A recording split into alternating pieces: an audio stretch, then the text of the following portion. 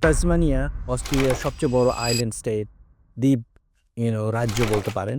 প্রাকৃতিক সৌন্দর্যে ঘেরা, প্রাকৃতিক সম্পদে ভরা এক চমৎকার একটি স্টেট। আপনি কি তাহলে সেখানে ঘুরতে যাবেন? সেখানে কি স্থায়ীভাবে বসবাসের জন্য যাবেন? পড়তে যাবেন? অথবা রিজিওনাল মাইগ্রেশন এর জন্য যাবেন? চলুন এই বিষয়ে ডিটেইলস কথা বলবো। সাথেই থাকুন। আসসালামু আলাইকুম ওয়া বারাকাতুহু। আশা করি সবাই ভালো আছেন। আজকে আমরা তাসমানিয়া সম্পর্কে কথা বলবো। আ আমি যদিও অনেকদিন অস্ট্রেলিয়াতে আছি, কিন্তু অস্ট্রেলিয়া আসার আগে মূলত তাসমানিয়া সম্পর্কে আমি তেমন কিছু জানতাম না। তো যাই হোক, তাসমানিয়া হচ্ছে অস্ট্রেলিয়ার একটি স্টেট যেটা মূলত আইল্যান্ড। তো সেইটা সত্যি চমৎকার, প্রাকৃতিক সৌন্দর্যে ঘেরা। যদি আপনি সমুদ্রের পানি দেখতে চান, বিচগুলো দেখতে চান, খুবই পিউরেস্ট অ্যাজ ওয়েল অ্যাজ যদি আপনার মনে হয় যে আপনি ফর এক্সাম্পল লঞ্চেস্টন যাবেন, ক্যাটারাক্ট গোর্স, সেখানে পিকক ডাকছে, শব্দ শুনতেছেন। ওয়ালাবিস নিজের চোখে দেখতে চান, বেস্ট প্লেস। তো আপনি যখন দেখবেন যে ময়ূর পাখনা মেলছে, এটা অনেকটা রূপকথার মতো। তো সেটা দেখতে চাইলে লঞ্চেস্টন যেতে হবে। এরকম প্রচুর প্রাকৃতিক সৌন্দর্যে ঘেরা। তো আসলে আমি কি জন্য যাব?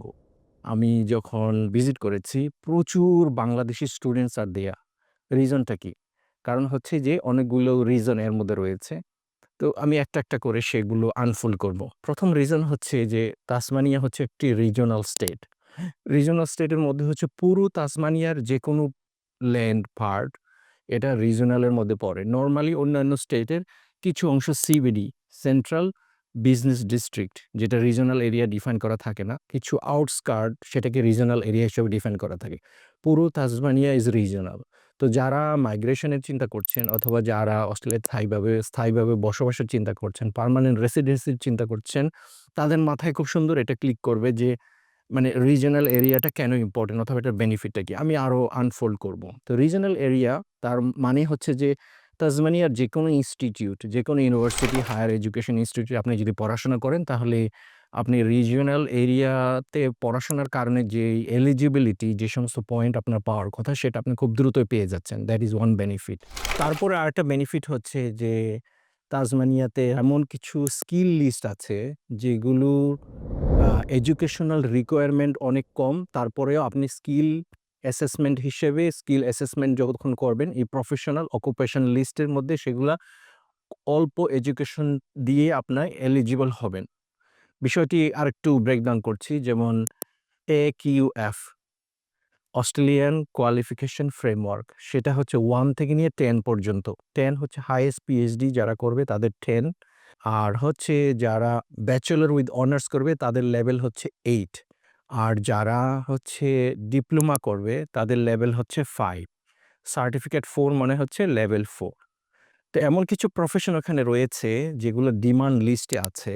অস্ট্রেলিয়ার স্টেট গভর্নমেন্টের রিকোয়ারমেন্টের মধ্যে আছে, ডিমান্ড লিস্টের মধ্যে আছে।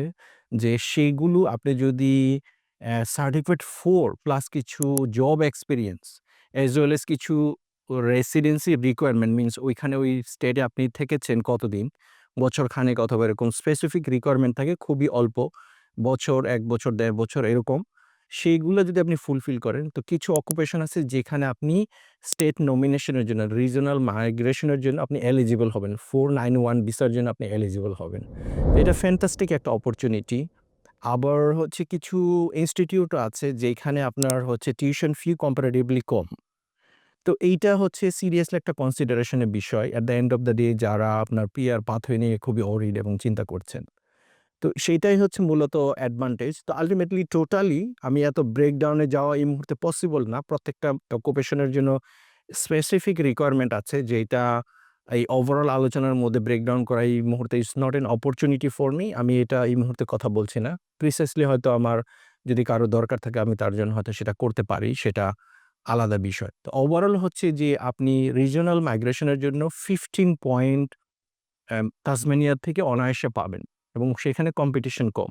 সো কিছু এরিয়া আছে যে সমস্ত এরিয়া হচ্ছে যে সার্টিফিকেট 4 হচ্ছে AQF লেভেল 4 অথবা ডিপ্লোমা লেভেল 5, এই ধরনের ডিগ্রি আপনি কমপ্লিট করলেই প্লাস কিছু জব এক্সপেরিয়েন্স যদি আপনার থাকে তাহলে আপনি ওইখান থেকে স্টেট নমিনেশন নেওয়াটা আপনার জন্য খুবই ইজিয়ার।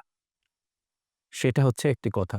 তো সেই সাবজেক্টগুলা হচ্ছে যে মূলত কনস্ট্রাকশন রিলেটেড, কার্পেন্ট্রি অথবা কনস্ট্রাকশনের রিলেটেড মেশনারি, রাজমিস্ত্রির কাজ অথবা এই ধরনের বিল্ডিং কনস্ট্রাকশনের সাথে জড়িত। এরপরে আরো কিছু আছে যেটা হচ্ছে সোশ্যাল ওয়ার্কার অথবা কাউন্সিলর রিলেটেড, এই ধরনের সোশ্যাল রিলেটেড যে সমস্ত প্রফেশনগুলো রয়েছে, সেগুলা মূলত ডিপ্লোমা লেভেল থেকে অথবা early childhood education diploma level অথবা অ্যাডভান্স ডিপ্লোমা আপনি করলেই সেখানে আপনি এলিজিবল হচ্ছেন। এমনকি নার্সিং অ্যাডভান্স ডিপ্লোমা যেটা একিউএস লেভেল হচ্ছে 6। তো এই যে লোয়ার এডুকেশন আপনি কয়েক বছর ২ বছর ৩ বছর পড়াশোনার সাথে সাথেই আপনি এলিজিবল হয়ে যাচ্ছেন। কম্পেয়ার টু অ্যালাইড হেলথ অথবা হেলথ সায়েন্স রিলেটেড সাবজেক্টগুলো একটু বেশি, বাট কনস্ট্রাকশনের রিলেটেড সাবজেক্টগুলো হচ্ছে একিউএফ লেভেল 4 অথবা 5 এর মধ্যে আপনি এটাকে ক্যাপিটালাইজ করতে পারছেন।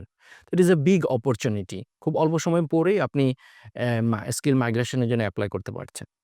আবার যারা আ বিশেষ করে কম্পিউটার সায়েন্স আনফরচুনেটলি অথবা প্রফেশনাল ওই যারা মানে ডেস্ক জব যাদের মূলত স্কিল, সফট স্কিল, তাদের আবার আনফরচুনেটলি আ একটু বেশি ডিগ্রি করতে হবে। আর এট লিস্ট বেয়ার মিনিমাম আপনাকে আন্ডারগ্রেড শেষ করতে হবে। তাহলে সেটা all together is a big opportunity.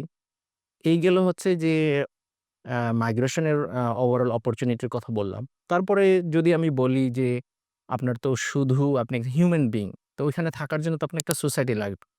তো আপনার সোসাইটিটা আসলে আপনার আশেপাশে ১,০০,০০০ লোক আছে, সেটা আসলে ম্যাটার করে না। আপনার আশেপাশে আপনার ২০, ৫০, ১০০ জন লোক ইজ এনাফ। কারণ আপনার পৃথিবী বিল্ড করার জন্য, আপনার ডেইলি ইন্টারেকশন হওয়ার জন্য, আপনার 24/7 লাইফের জন্য যতটুকু সোসাইটি দরকার ইটস মোর দ্যান এনাফ দেয়ার।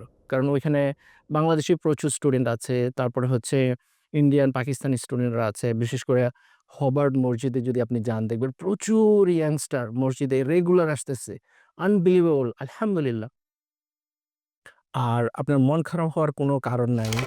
কারণ হচ্ছে মন খারাপ হলে আপনি হবার্ড মসজিদের বারান্দা থেকে যদি আপনি তাকান সেটা হচ্ছে পাহাড়ে ঘেরা শহর হবার্ড। পাহাড়, ছোট, ছোট পাহাড়ের মাঝখানে শহর উঁচা-নিচা। চমৎকার! আপনি কোনো একটা ফ্রেন্ডের বাসায় যদি যান, যার বাসাটা হচ্ছে টপ হিলে। তো ওইখান থেকে দাঁড়ায় যদি আপনি হোয়ার্ড শহর দেখেন, আপনার নিমিষে মন ভালো হয়ে যাওয়ার কথা। হোবার্ট মসজিদটা অনেকটা এইরকম লোকেশন। আপনি হোবার্ট মসজিদের বারান্দা থেকে যদি আপনি হোবার্ট শহরের দিকে তাকান, আপনি নিশ্চিত obviously সেটা কম্পেয়ার না। আপনি আল্লাহর ঘরে গিয়েছেন, মসজিদে গিয়েছেন, আপনার মন তো ভালো হবেই হবে। তারপরে আল্লাহর যে ন্যাচারাল সৌন্দর্য আল্লাহ রেখেছেন নেয়ামত, সেটার কথা আমি বলছি। ভালো হয়ে যাবে। তা আপনার সেই সাপোর্টটা আপনি দেখতে পারেন। সৌন্দর্যের কথা যদি বলেন, আর যদি আপনি মাউন্ট ওয়েলিংটন চড়েন, যদি আপনি ড্রাইভ করে উপরে উঠেন, তাহলে আপনি দেখবেন যে টপ ভিউ ও হাইয়েস্ট পজিশন হওয়ার্ডের মাউন্ট ওয়েলিংটন যদি আপনি দেখেন, অ্যামেজিং! তাহলে এই গেল আপনার হচ্ছে যখন বাংলাদেশ থেকে যে একজন স্টুডেন্ট আপনি আসেন বিদেশে, মন খারাপ হওয়াটা খুব স্বাভাবিক, অস্বাভাবিক না। তো আপনার এলিমেন্ট গুলো দেয়ার সোসাইটি সামাজিকভাবে লিভিং করার জন্য হোবার্ট মসজিদ প্লাস হচ্ছে হোবার্টে আরেকটা নতুন মসজিদ হয়েছে recently as well as Burnie আরেকটা এরিয়া আছে যেটা more than 3.5 hours around this এই ড্রাইভের মধ্যে। তো সেইখানে আরেকটা নতুন মসজিদ হয়েছে রিসেন্টলি। ও মানে লঞ্চেস্টন একটা শহর, সেখানে আপনার মসজিদ একটা আছে, আরেকটা নতুন মসজিদ হওয়ার পথে।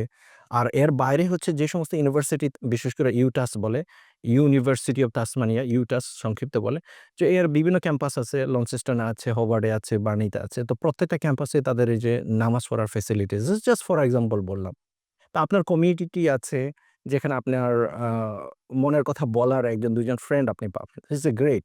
জব ওয়াইজ যদি বলি তাহলে একটা সময় এটা খুব ডিফিকাল্ট ছিল। এখন স্টুডেন্টদের সাথে কথা বলে যেটা আমি বুঝেছি মোটামুটি এইখানে সারভাইভ করার মতো একটা সিচুয়েশন এই মুহূর্তে হয়েছে। তো অল টুগেদার যদি আমি ধরি ঘুরতে যাবেন তাসমানিয়া ইজ অ্যামেজিং। তাসমানিয়ার ন্যাচারাল রিসোর্স ইজ অ্যামেজিং। আর যদি ধরেন তাসমানিয়ার সবচেয়ে যে honey world famous Tasmanian honey because তাসমানিয়াটা হচ্ছে সমুদ্রে ঘেরা সবচেয়ে least environmental pollution is there. এয়ারের মধ্যে কোনো পলিউশন নাই। তো ওইখান থেকে যে হানি এটা হচ্ছে world famous is certified. For example আর সি ফুডের জন্য Tasmania is very famous. Very quiet and very driving আপনি যখন ড্রাইভ করবেন ন্যাচারাল সিনস আপনি যদি ইনল্যান্ডের মধ্যে দিয়ে যান বিশেষ করে ফরেস্টের কিছুটা বুশি এরিয়া, ফরেস্ট এরিয়ার মধ্যে দিয়ে অ্যামেজিং, এক্সিলেন্ট ড্রাইভ করতে থাকতে মন চাইবে। শুধু ড্রাইভিং আর driving. So all together it's living এর জন্য এবং অ্যাজ ওয়েল অ্যাজ অস্ট্রেলিয়ার যে আপনার ড্রিম আছে সেটার জন্য আমার কাছে মনে হয় যে তাসমানিয়া ইজ রিয়েলি একটা প্রমোট করার মতো একটা স্টেট। এবং এই মুহূর্তে opportunity is huge for Bangladeshi students as well as international students. You can consider if you think Australia, then Tasmania could be your, dream destination. Assalamu alaikum warahmatullahi wabarakatuh.